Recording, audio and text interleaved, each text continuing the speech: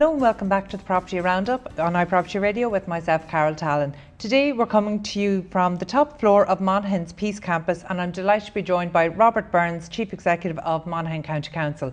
Robert, you're very welcome today, or should I say thank you for welcoming us to Monaghan, and it's a great day to be in Monaghan, and this is a super facility, so we have a great view which will make sure for anybody listening in, I'd recommend switch over to YouTube so you can actually see some of Monaghan.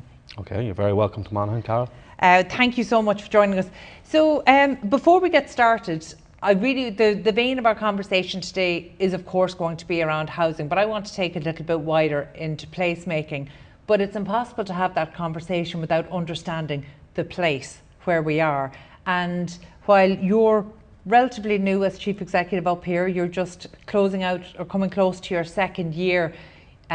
You have, of course, been leading and Director of Services at other local authorities, both urban and rural. But Monaghan is something of a homecoming for you. Yes, it is, and perhaps not by design. I took up the position of Chief Executive September 2023. I'm originally from South Monaghan, a rural parish called Maracloon, very close to Carrickmacross. I actually decided to move back. I live in Carrickmacross with my family now, so I'm living in the county. So yeah, I guess there's an arc. You know, I started out here, went to school here, and now I'm back here as Chief Executive, and really enjoying it. It's been a great experience the first 2 years. Big challenge, but I enjoy the challenge element of it. There's a lot of things we need to do with it. I think there's a lot we were getting right beforehand, and it's a really fantastic county, great community, great industries here, great business heritage, if you like. So I feel I'm very fortunate and very privileged to be doing this job. I'm in the fortunate position that I get to visit the county quite frequently, because Monaghan is home to some of the most important construction and particularly modern methods of construction manufacturers and suppliers in the country. But that's only a snapshot of what's happening. But it's interesting to be able to see the town start to regenerate in areas, start to see vacancies be filled, start to see new enterprises coming into the town. But for anybody maybe that hasn't visited Monaghan in a while, remind us of the makeup of the county, because I was really surprised just going over the last CSO stats. There's some really interesting standout numbers. There are, and I guess for many years the county didn't grow significantly, but it's starting to grow in terms of population. But maybe just start with the basics. Where is Monaghan? Monaghan is in the northeast of the country. I know most people will know that. Very close to the border. In fact, it juts into Northern Ireland. It's often described as a knuckle projecting into Northern Ireland, and we see ourselves firmly as being part of Ulster, but the traditional form of Ulster, but also a very close relationship with the border in Northern Ireland. I think there's a very interesting statistic around the border and its relationship. There's 500 kilometres of border from the tip of Donegal right down to Louth with Northern Ireland, and there are over 200 crossing points in that. Actually, half of the crossing points between the north and the south are in Monaghan, between Monaghan, Tyrone, Fermanagh and Armagh. So it demonstrates that social and economic link that's very much there between Monaghan, and how closely we were always related, and how the Troubles really fractured all that and made it a lot more difficult. In terms of population, we have about 65,000 the last census, probably closer to 70,000 now. It was growing between the last two censuses by 7% on average, but within that there's a level of detail. Our younger population is very much growing, our older population is growing, so we have it at each end. But we also have a very clear pattern emerging in terms of growth, the level of growth. In the south of the county, around Carrickmacross, Inniskeen, those areas, we have growth of around 14%. So very, very fast growth, but that makes sense because it's closer to the larger urban populations, the larger growth centres and places where people will work. North Dublin, the airport, Dundalk and Drogheda, but a very key strategic location. We have 5 main towns. The largest is Monaghan. We're here today, about 7,000 to 8,000 people. And none of the towns are bigger than that. So the next towns after that is Carrickmacross. It's expected probably in 5-10 years Carrickmacross will be the biggest town in County Monaghan, and probably no big surprise there. Then we have Clonus, Ballybay, Castleblaney, and towns people would know. I mean, you know, Clonus from its proud musical heritage. The first Flacchios were held in Clonus back in the 50s. Of course, Ulster football, the Ulster finals there. Ballybay, centre of the linen industry for hundreds of years. Great market town.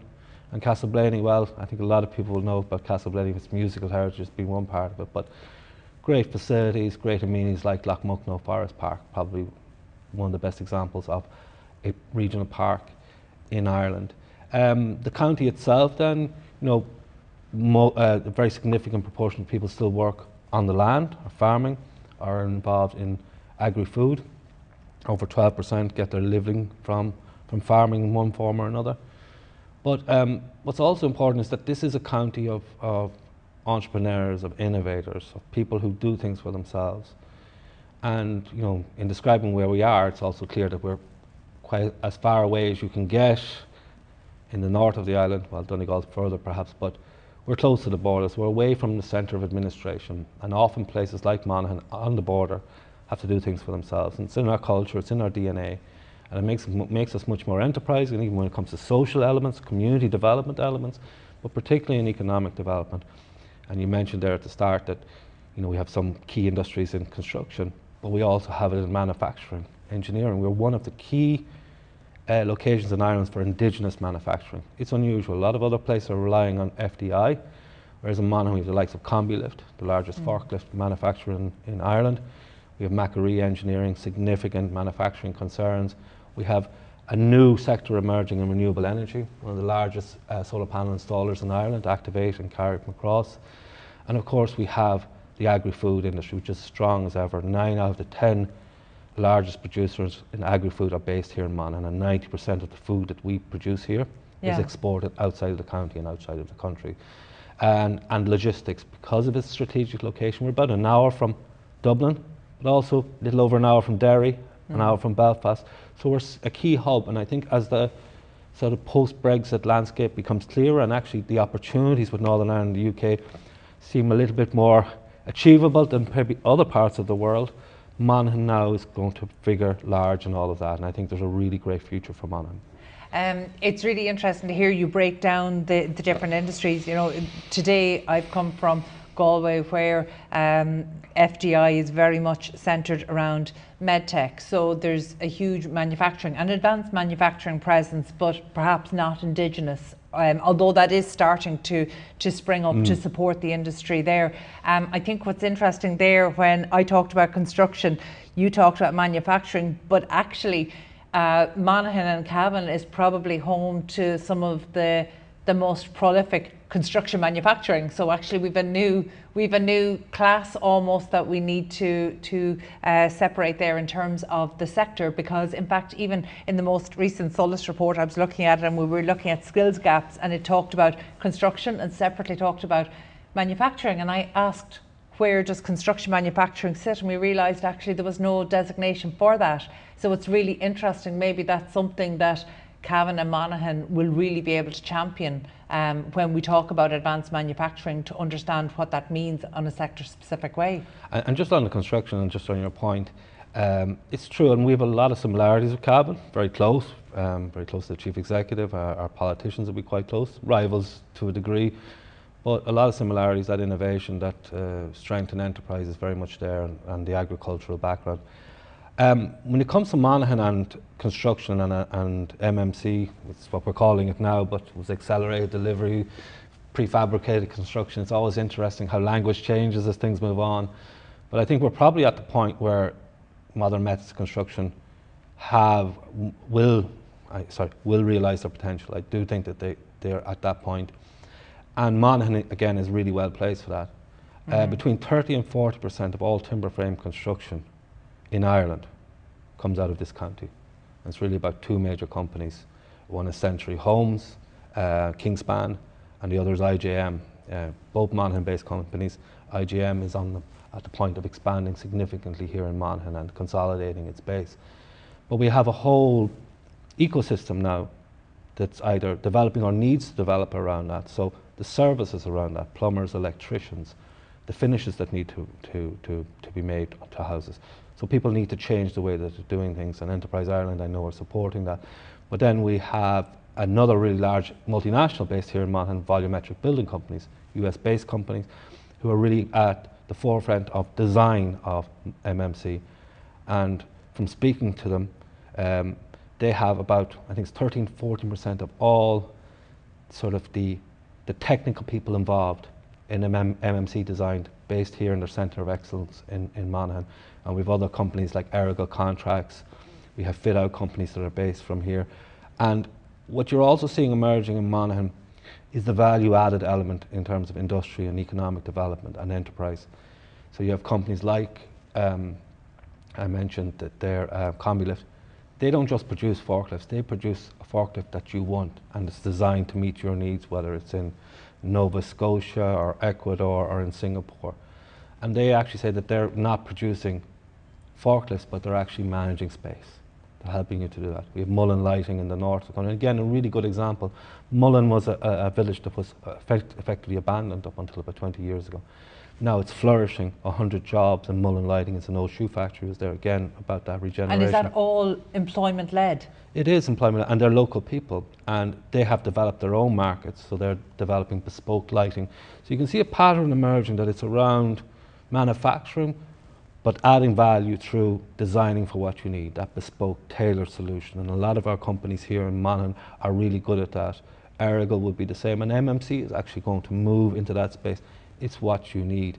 And I think even around the MMC, what's really driving that, and it's been a feature, and MMC comes with some health warnings. There have been real great pushes in the UK around the volumetric design. A lot of companies haven't succeeded, but I think they went too fast. There's a lot of capital investment went in and it failed. But I think in this, for the real value to come through, it's looking at things like the pre-manufactured value. That's what the operators would say to us. If they get up to 40 or 50%, then they can really drive a lot of change. But think about the patterns that are emerging and why MMC is important. It's important about accelerated delivery and getting things done cheaper. But the existential threat is the loss of those key skills in construction and people not really wanting to do it. The wet trades like plastering, building, tiling. So a lot of that now is going indoors into controlled environments where people can work 9 to 5, 9 to 6. Health and safety is much better. The management of the resources is much better. So I think some of these things people talk, well, we need to get it done quicker, need to do it cheaper, but actually there's a deeper issue here, and that's around, well, do we have the resources to start going around opening up sites and having all the challenges you have of building on specific sites in the elements like you have in Ireland. MMC, I do think it's probably talked up a lot, but I think this time it's real. And while there are challenges with it, we've really embraced it in Monaghan County Council. It's at the core of what we do. Most of our houses will at least involve timber frame, but more likely to have volumetric. And we are delivering we have a housing development on site close to Monaghan town here. We have 2 major ones, 70 units. And we started at the end of December, and we're really embracing MMC, timber frame design in there. And we expect to have our first units in September. Excellent. So and I saw you had our planning minister up having a tour of the country in recent weeks. So give us an overview perhaps of what's happening in terms of housing delivery right now in Monaghan. So Monaghan, we've a very proud record in that. People might have seen some of the league tables that were published there. Good for some local authorities, but maybe not so good for others. May I interrupt you just to ask, as the Chief Executive of a local authority, how did you feel about that league table, even being called a league table? Not to talk about being published. I think I could understand why it might be published. Again, we don't, as a group of chief executives, necessarily get consulted on what would happen. But I guess the targets were known in each local authority, and it was really consolidating them and comparing it against delivery. My own view of, well, when I speak about Monaghan, we were in the top 5, so we're very high achievers. That's why I feel safe to ask you this question. Well, I'm a bit more comfortable about it. I think perhaps if you weren't there, I'm sure you'd have a lot of reasons why it didn't, and a lot of them could be valid. I also take the view that if you're going to try and advocate for changes, be it around our focus on sustainable communities, building all the amenities we need along with the housing. If you're focusing on more resources, if you want to get more people in to help you build houses, then you have to really deliver on the targets that you're given. In my view, the targets that we had were modest enough now. They didn't really, they could have been higher. I mean, we're in 50 to 60 range per year. And so we've been delivering on average 100, 120 per year, to the point where over those 3 years, 22 to 24, we had delivered 33% above our targets. And this year we're going to deliver 70% above our targets, and we're going to keep consistently doing that. Now the targets will also change, and I guess we're now in the fortunate position that even if the targets change to even the equivalent of 55,000 across the country, we're already meeting that as a local authority. But I guess raise an interesting point though, maybe are we asking too little of our local authorities across the country? I think there's an argument around that, but you have to remember that local authorities are largely involved in social housing, some element of affordable. I would argue that a lot of our challenges is around the lack of private housing being available and being built and coming to market either for sale or for rent. So we had a target under the current plan of about 330 homes per year to be delivered under housing need. So we're meeting over a third of that. We've also gotten into affordable housing, so we were our first successful affordable housing scheme, not too far from this building here. How are you classing affordable housing? So affordable, it's under the government's affordable housing scheme, and so it's homes that are built or acquired by the local authority, offered at a discount to people on lower to middle incomes, and we retain that equity. It can be up to 15, 20% in it, and then over time the owners can purchase that. Now they still have to go through a process of getting a loan and having their deposit in place. We had a good level of take up on that, because there are people who will struggle. That extra, if it's property prices are around, let's say 320, that's just too high. But if the price comes in at 280, 290, then that's doable. And so we're getting the Affordable Housing Fund coming through to us to allow us to introduce the affordability. But we did a lot of work with that too. We did a lot of work with the community, did a lot of work around surveys, a lot of work preparing people for when this comes. When the portal opens, the virtual portal opens, people need to be ready and have all their documentation ready. You can't magic up a deposit at that point. You have to have people who could avail of it. It's been a good scheme for us. We dipped our toe in the water. You could argue that having the need for affordable housing in Monaghan is probably an issue in itself, but I see the affordable housing scheme more about helping with viability as much as affordability. And in places like Monaghan, it's actually perhaps more about viability. But is there much private sector demand to come in and develop across any of the 5 main towns across Monaghan? So what we're seeing in other parts of the country is all of the new homes are being developed under social and affordable homes, that there's very little private sector development, and that's perhaps one of the areas that needs to be targeted by the current government next. So in terms of looking at the dynamics of who needs a home in Monaghan, who can afford a mortgage to be able to buy, and actually is there a product there for them to buy if they can secure the mortgage? Yeah, well, in Monaghan County Council we're very careful not to move into a space where you're taking homes that should be available to people in the private housing market.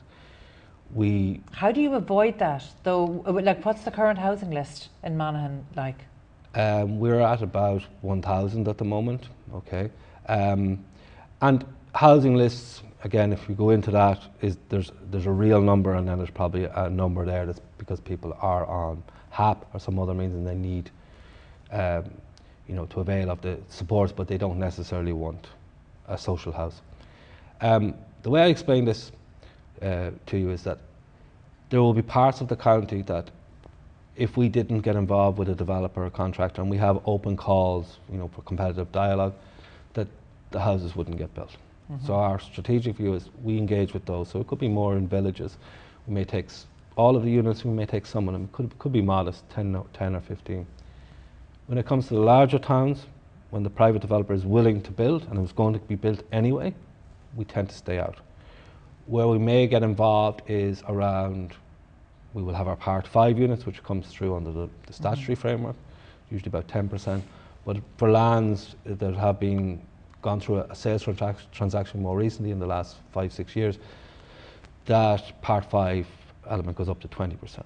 So we're really focusing in on that 20% now, and there's a provision there to allow us to have that for social or affordable, or maybe all affordable. And that's what we're looking at in a number of developments.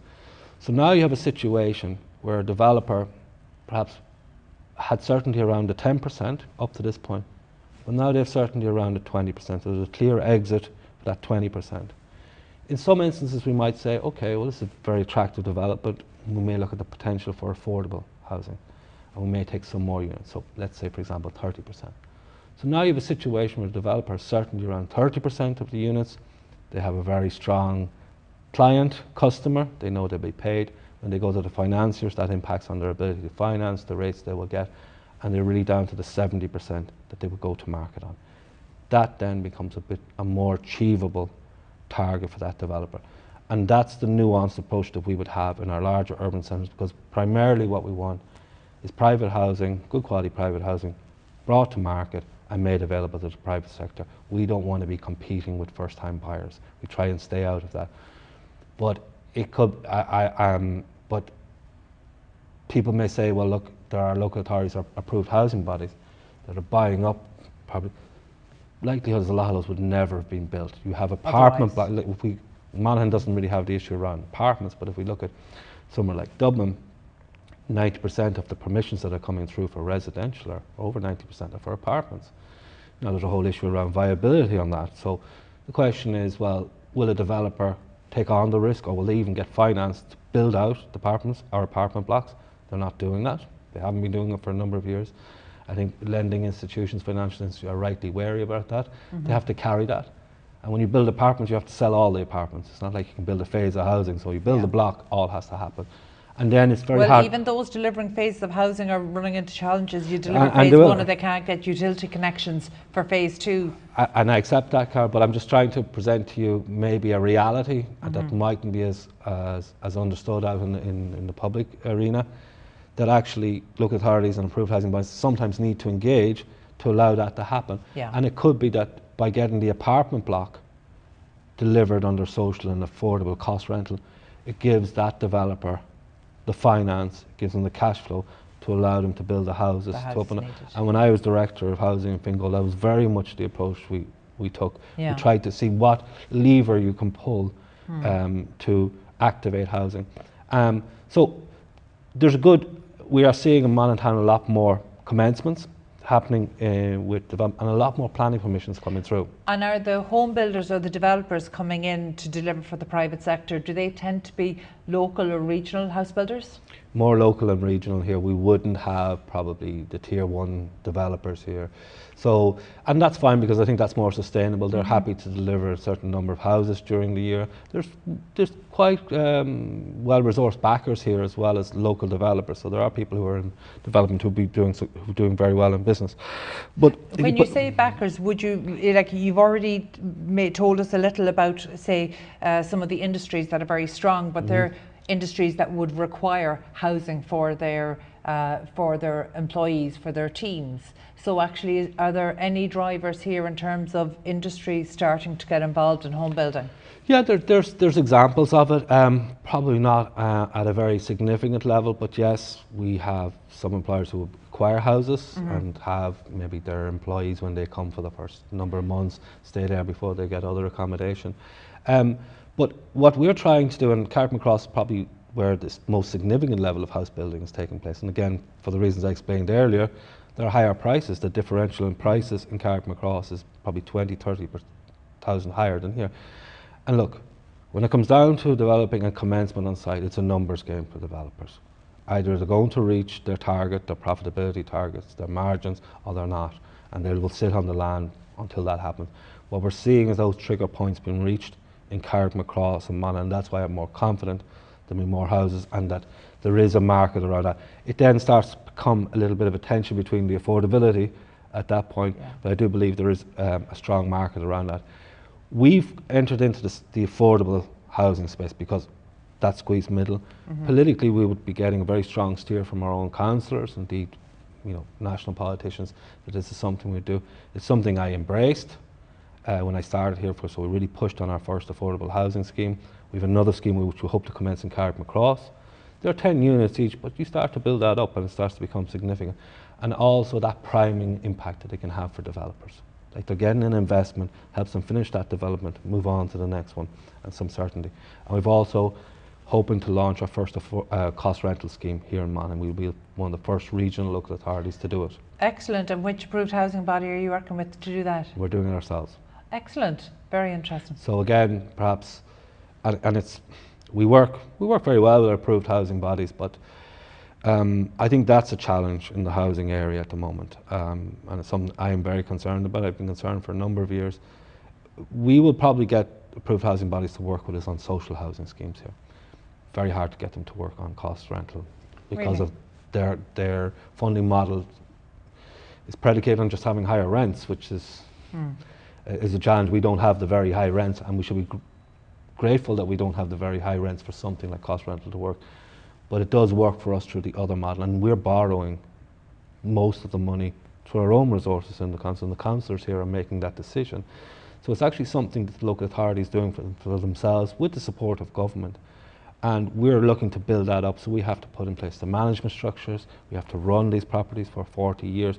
I actually think if you're looking at an economic proposition, borrowing to build 16 apartments that you're going to rent over 40 years, although at a discounted rate, it's actually a good proposition. Over time, that's going to work. I don't really have any great doubt. Yeah. But a lot of my colleagues, perhaps in other local authorities, might see it differently and see this as a risk or an area where traditionally we haven't gone into. But I think you have to be courageous too around the housing. You have to do something different here. You have to shift it.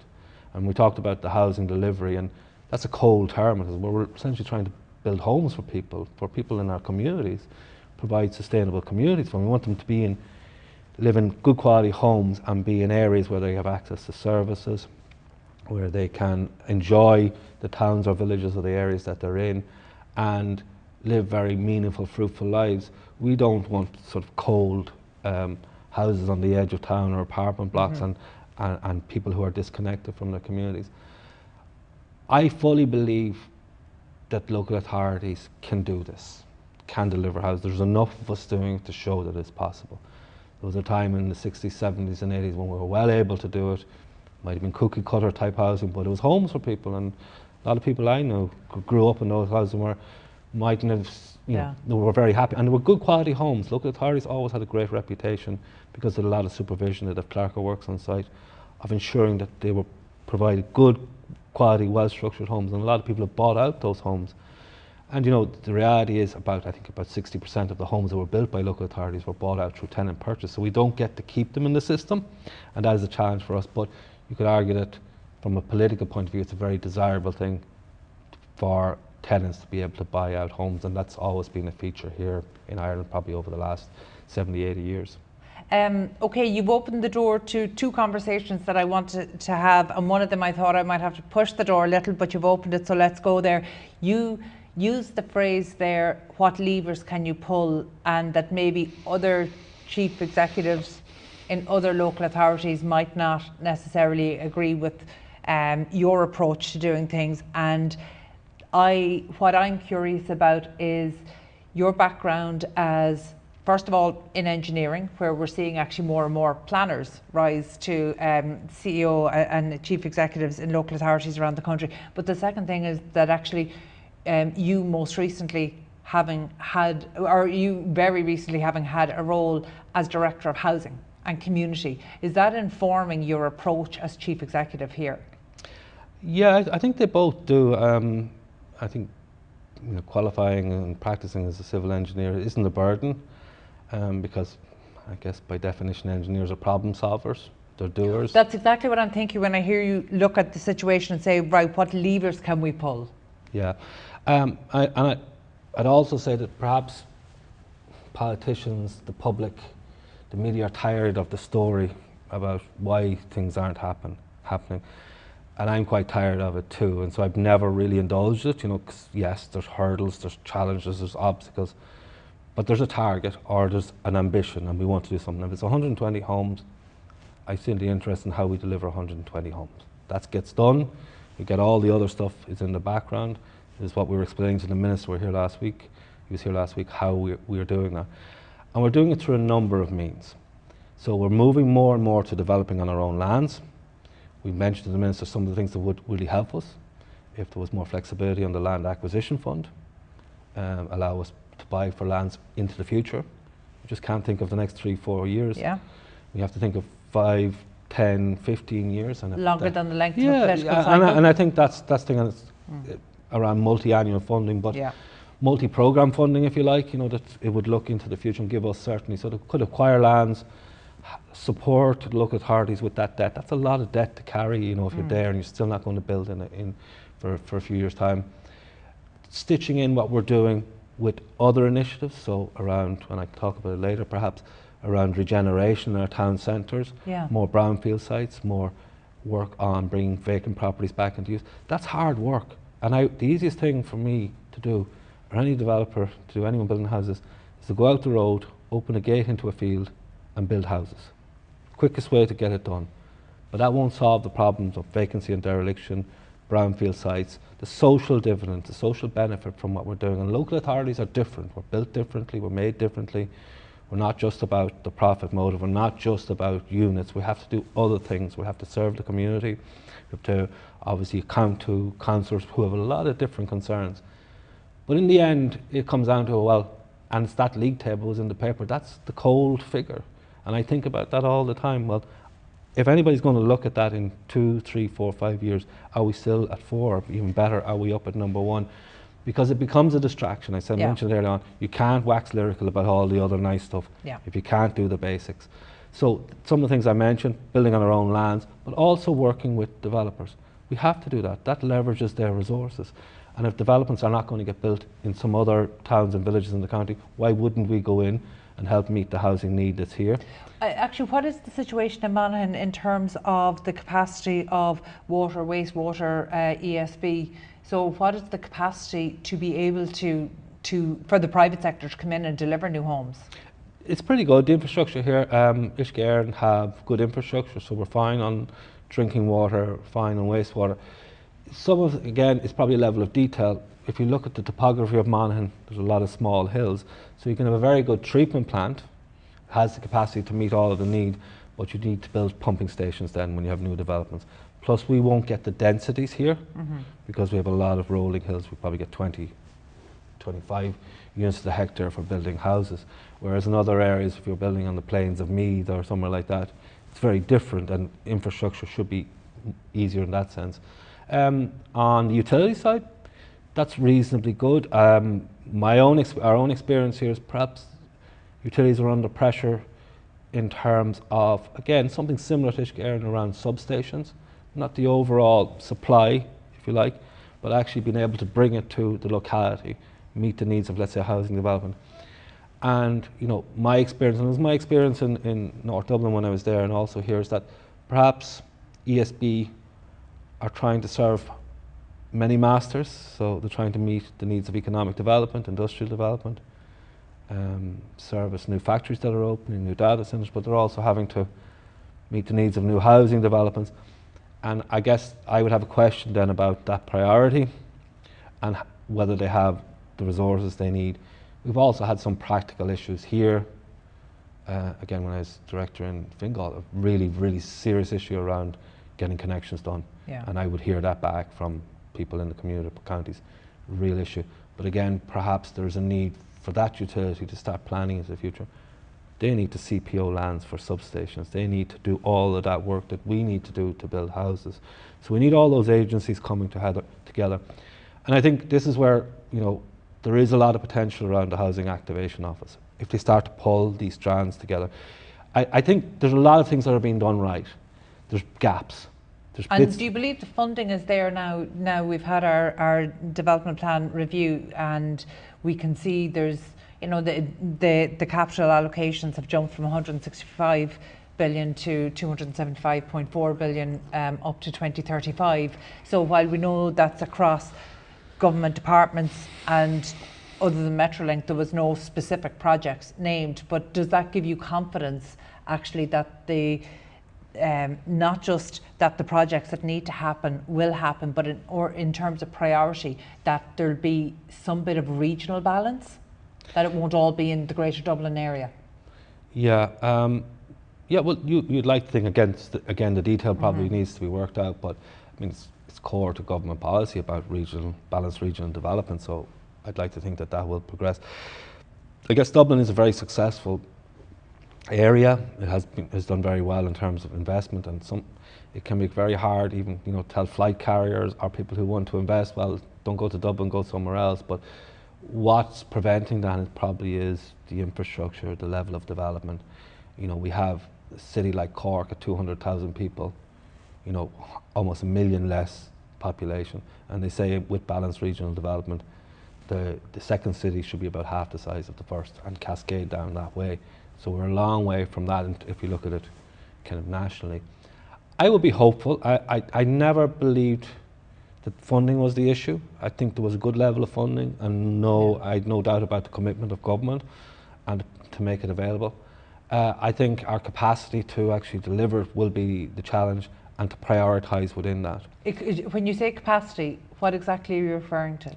Yeah, I do believe you know, the level of infrastructure development that we have already and we're going to embark on, even as a local authority here, and we're 65,000 people, we have a capital investment programme of £500 million.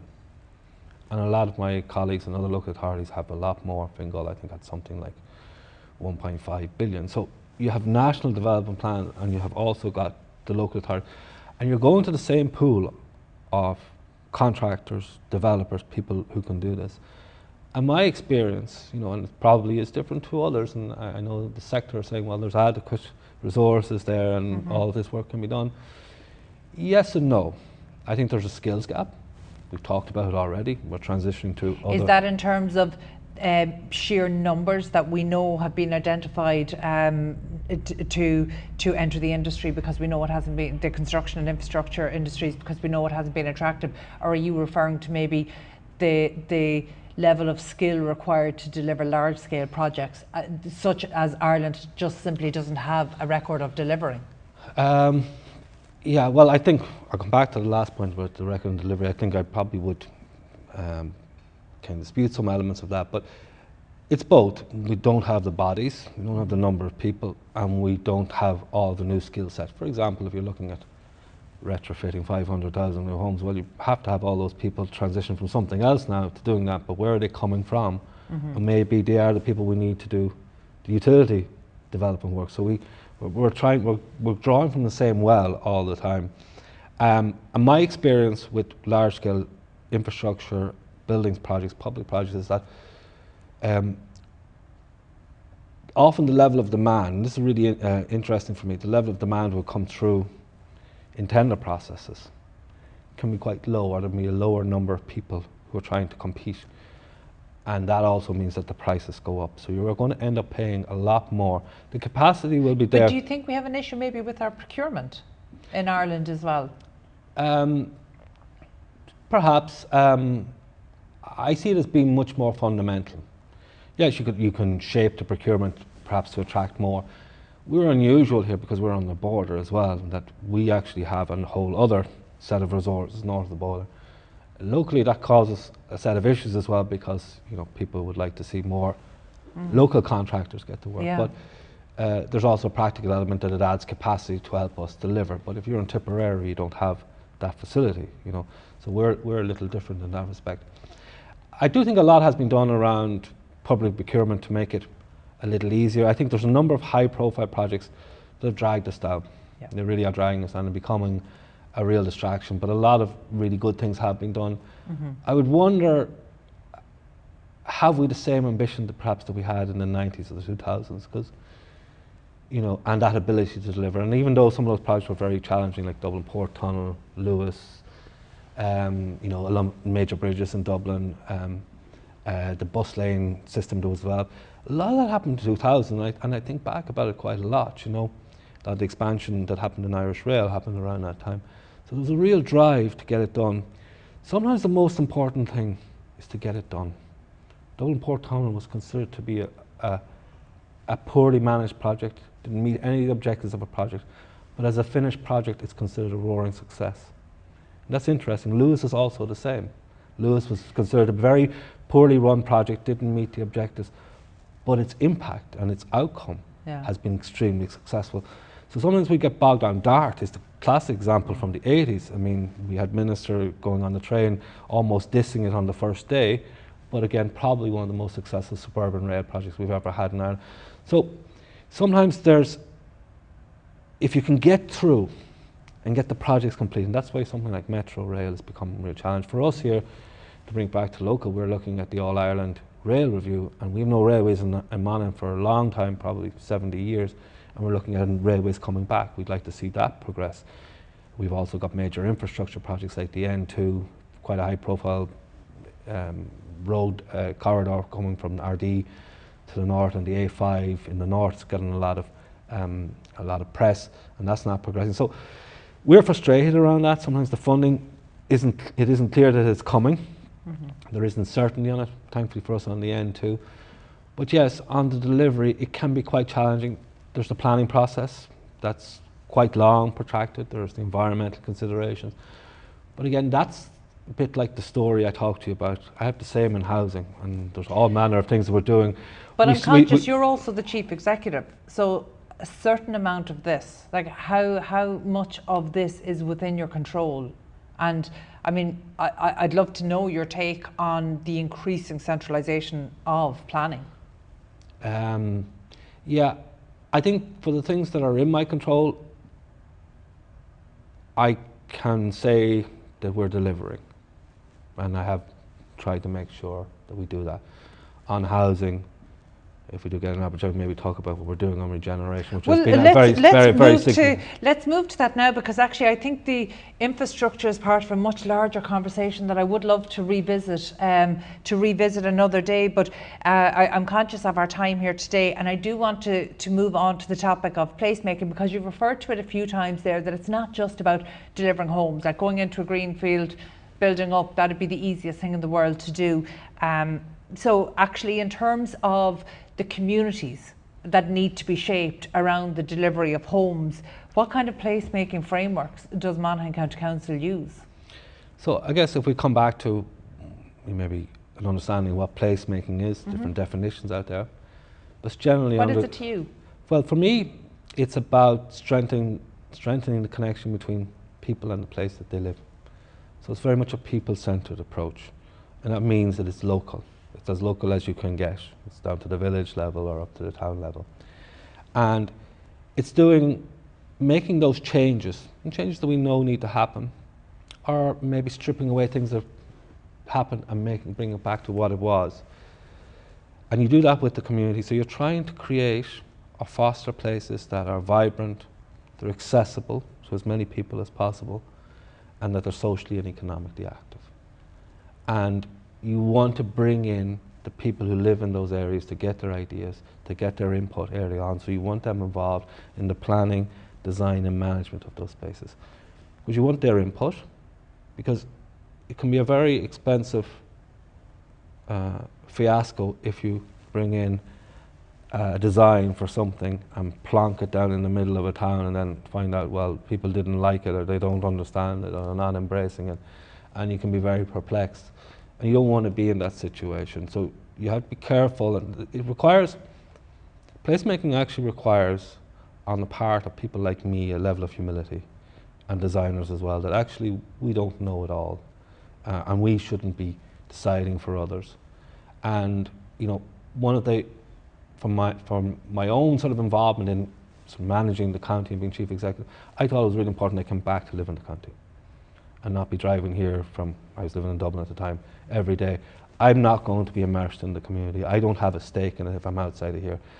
And oftentimes what you see is what you get. I probably would have been more concerned about traffic on the M1 or on the M50 than I would have been about what's happening in our towns and our communities. So you're trying to bring the community into this process as early and to be genuine about it. And there's really great principles around engagement, consultation, new Bauhaus principles that have come in, and they're now being stitched into projects. We have a major project here in Monaghan Town at our convent lands. We have an application under the Thrive, it's an EU funded project. And under that, we have to now adopt Bauhaus principles. Yeah. So essentially you're saying to people... Well, let's just explain the new European Bauhaus, just so that people are aware. So when actually, public consultation and community engagement, as you know, that's my day job, and I'm sometimes critical that that the statutory public consultation is not very participatory at all. Yeah. And I think new European Bauhaus principles really bring us back to making sure that places are not just beautiful, and they're not just sustainable from a climate and social perspective, but that they're utterly inclusive. And it's not just that the output, that the place is inclusive, but the process of how you shape that place is inclusive.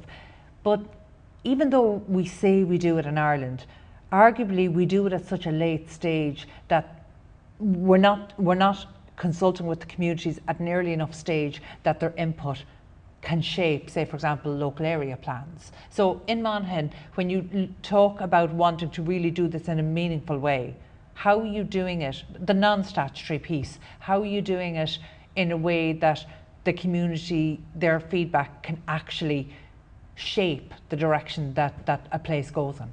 Okay, well, generally when we look at our projects or programs, we have a number of phases in it. There needs to be a sort of facilitator, the midwife, anyway. Things just aren't going to happen. So this is a key role for the local authority, but you're working with key community groups as well. There may be people who have prompted this. We're very active community groups. We've over 200 community groups here registered with the PPN, active to a greater or lesser degree. Some of them have really driven developments in their own locations. So you want to start off with more or less a blank sheet of paper and saying, look, we're thinking of doing something here. Take the convent lands, which is an old convent, and nursing home and other buildings, an old school down there.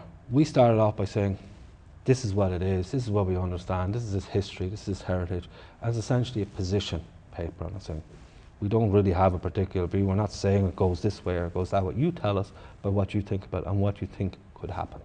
Did the community engage? They engaged, and we also went to where the people are. So I would very strong view that online has its place, but it's quite limited. And it's quite limited sometimes when you go to rural and regional locations because you're trying to bring people to something. And so I definitely want to touch on the rural differences. Yeah, so we brought people, so we had events at the location or in the town. Now we did it as part of a heritage-led town centre first plan approach, which again has similar principles embedded in it, so it was a wider project. And so that first phase, you get the feedback, you encourage people to come in, you get the ideas, and you again that humility and the openness, saying, well, let's have a look, what did people say? And there was very good ideas in there. Sometimes maybe not as much as you think in some areas, but then you think, okay, well, why is that? Okay, well then, because there wasn't a lot of ideas, now maybe we have to do a little bit more work and see, well, what is the potential? And that's where you bring in professionals who can really help enhance the whole process. Well, what if we did this, and they did this in wherever, Edinburgh or in Galway? Oh, right, okay. So you're showing the possibilities. Our elected members are involved, they're kept along the way, but they're not making any decisions at this point, neither is the executive. They're listening. They're listening, yeah, and they're listening very carefully. Councillors would be probably a lot more clued in, perhaps, than executives on this, and saying, well, if the community are saying that they want something, they will listen. And it's also important for the local authority overall to be in that listening mode at that point, you know, and then generally speaking. And I guess that's something that I believe I've tried to inculcate in my staff, to listen. We don't know everything. Trust in the community. The community know what their problems are. That's the wisdom. They also know perhaps what a solution might look like. And if they know their problem and they can work on the solution, actually sustaining whatever that is has a greater chance of success because they've been involved. Like if you're just thinking practically around, that's why in that kind of an environment, things like tidy towns work really well, because they're engaged, Yeah. They own it, they're part of it. And from a local authority's point of view, that resource being added to what you have is immense. There's no way a local authority can cover all of a town and do all. So you're really leveraging the benefit of those communities. So just to go back down to that process, we then have an outline of what the community has said. Here are the ideas. We publish that, we talk to the community, and maybe we might say, well, look, based on what you said, we think maybe this will work here. So that's maybe an innovation hub. This could be a community space, that could be housing. So then we start to sketch it out. So you're starting to put a little bit more detail out all the time, and then you go out. There's also an element that if you keep going out with general stuff, you're going to keep getting general comments coming back. So you need to move through, put shape on the comments, use the professional resources in the right way, and then they say, okay, yeah, now I see how maybe housing could work and how that comes together. Oh, and that public space is there, and water-based activities and whatever. There's a lake and a crannog in the centre of it. And then we get feedback on that, and that starts to firm up and they say, well, actually, no, maybe we might do this instead. And then there are tweaks that happen to that. But the community all along, they've had 2 opportunities to engage. Mm-hmm. The other part of that is that if you're not engaging as a local authority, you can say, well, we've done everything we can, we're going in earnest to do this. And then I think sometimes the problems really start when people haven't been engaged. Like you just didn't give them the opportunity. And then you said, here's a part 8 or whatever, and it's already baked or cooked up, and now they're saying to accept this or not. And so we had gone through a long process, and then there was another iteration of that and said, this is what it could look like, and it was part of the overall town centre first time. But then also with options within this, we could go this way, we could go that, because you're also trying to leave it open that, well, if I say it's a community centre, what happens if I don't get the funding for that? If there's other issues, if I can't get the community group to come in and actually help run it, then you need to say, well, it could be also for educational uses or something like that. And then we had gotten that, and that went out for publication. And based on the feedback on that, we finalised the plans. We had 2 iterations with the public, and we haven't gone near anything statutory at that point. Yeah. After that point, we started to pull out the projects and said, look, we've a good degree of certainty. We developed those up. It's good for us in terms of managing risk so that you're not going way ahead and trying to design something up. And so, but we move quickly, and we from, like, that's also the challenge, like you can have a long process, you know. But do you have a mechanism to be able to show the community, here's what you said, we listened, maybe we didn't incorporate X for a certain reason, we did incorporate Y for this reason. You know, do you let the community see where their feedback is visible? And all of those iterations involve the public. Yeah. You get the feedback from the public, and then the outcome of that is published and brought to the public. So it's in the media. We go on local radio to talk about it. We disseminate it through our council meetings. We have workshops or events where in shopping centres or in some of the locations where the people are, and then they can understand what it is we're doing. I think we're also trying to get to the point where there's a reasonable level or a reasonable amount of time that you're doing this. And you can also fatigue groups with a lot. And that's survey fatigue is a real thing. Yeah, so you have to, like, can't keep going back to them all the time. You know, they've told you what they know and given you the views that they have. And they're also saying, well, maybe just a good idea to go on. Because the other thing you're trying to do is bring people with you and saying, get past the plan, can you deliver something? And those principles are also, you know, you're also trying to identify the quick wins, projects that you can happen 3 months, 6 months, a year. Because you're saying, okay, we've got the plan, it's not going to sit on a shelf somewhere, we're implementing this. And those plans are great because they're a really strong basis for then trying to attract funding that you have internally or outside. So at this point, we have 3 town centre first plans or heritage-led plans for 3 out of the 5 main towns. Probably we're ahead of most other local authorities. And for me, that's the template, but it's the community-led approach. Those town centre first plans, they're actually led by the town teams, which are community people, the people involved in business, voluntary sector, education in the town, supported by the local authorities, supported by professional consultants coming in. But it's been turned on its head, the idea that you have a very detailed plan going to councillors first, maybe 6 weeks of something. Yeah. Like, that's gone. And I'm delighted to hear that, because that was tokenistic. It was, and it wasn't respectful of the community I agree.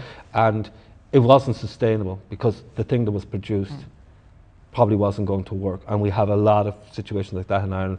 There's a lot of resources going into it. So if it was the council's own resources, and I'm very conscious about that, value for money, or getting grants from government or EU bodies, we get a lot of cross-border funding here. You want to make sure that what you're doing is, and this is probably kind of at the heart of regeneration of any project, because people talk about sustainability. Sometimes they think, around the environment, which is important. Actually, the most important thing about those projects is that they're socially and economically sustainable. Oh, the social sustainability piece is, I think, the biggest piece that we're missing when we talk about that. I'm very conscious of our time today, and I know that we're running close to the end of our time, but just because we started the conversation around placemaking, acknowledging that it is about the people and it is about the place, and they are so entwined that every place carries a legacy. It bears its history. And Monaghan, as a border county, probably more so than many other places. There's a great body of work called trauma-informed placemaking, where, and it's interesting, over the last 3, 4, 5 years, as I've been looking at places and placemaking through the potential lens of being trauma-informed, what you come to realise is that actually most areas carry an element of trauma. So it's trying to understand what is the unique story, the unique history that this place and its people carry.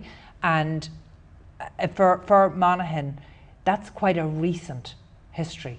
So how do you navigate that in placemaking? And I'm sure it's different across the different main towns, but even across some of the villages, how do you carry that and be respectful of that be respectful of the history while moving forward? Yeah, I suppose there's an argument that trauma goes back a lot longer. And we have an example of a project we're working on, a workhouse in Carrickmacross, and that's 200 years old. And you could argue that still people think about, or maybe don't think about, the impact of workhouses on our society, and what do we do with that building, and how do we respect that past and heritage. And it was local people that unfortunately had to go in there in very, very difficult times. We also have here in this town, and not very far away from here, one of the largest single atrocities during the Troubles in 1974. People murdered here in Monaghan town, very close to the Diamond, and same day 30 people murdered between Dublin and Monaghan. And we have a memorial to that terrible event in Monaghan town.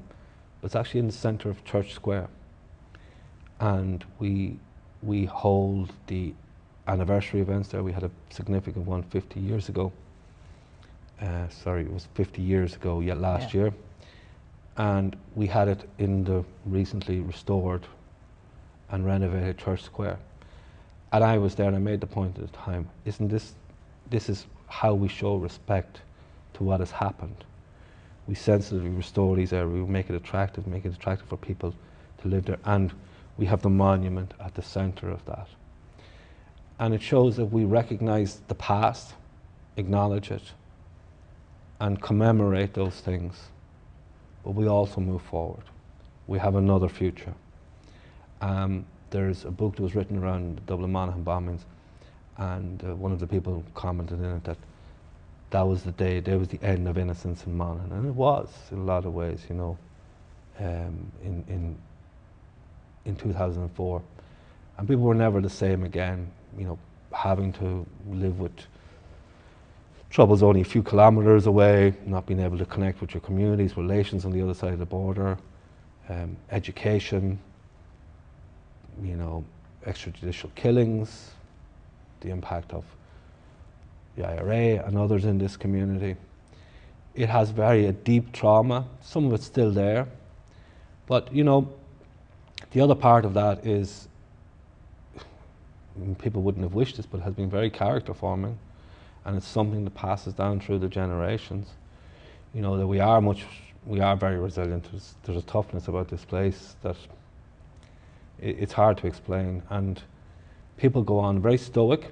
They'll get on with it, and they generally don't grumble when it isn't going the right way. Like if it's in in work or with community development, they'll go on and they'll get it done. I'll give you an example. The Steve Bay Community Hotel is 25 years in existence just last weekend. Now, it's the only successful community-run hotel in Ireland now. There's a lot of talk about other places when there's controversies in the last few years. The reason it worked, and come back to what I said, is the community wanted that. They decided they would have it. It wasn't necessarily how they started out, but it was what they developed and what they worked on. And it's about 2 miles from the border. They were under severe pressure in that area. There was depopulation, dereliction and vacancy. They didn't have services, schools were emptying out, and they needed to do something. It was almost a call to action, a cry for help. And they've turned that around, a very successful community hotel, tourism centre. They have a village green, they have schools, more people in it, they have play areas, there's more planting around that. And we're working with them now on the next iteration, which is an ecotourism project for Sleep Bay. It's a shared island funded project, €6 million. But we will work with that community. They developed a master plan over the last 5-6 years. We work with them on it. And that's going to open up a lot of potential for Tyrone and for Mana. And I bring in that cross-border element because anyone who looks at Monaghan on the map can see how much we are dependent. About 90% of our population live within 10 miles of the border. So it's ever present for us here. But I now see that as a real strength.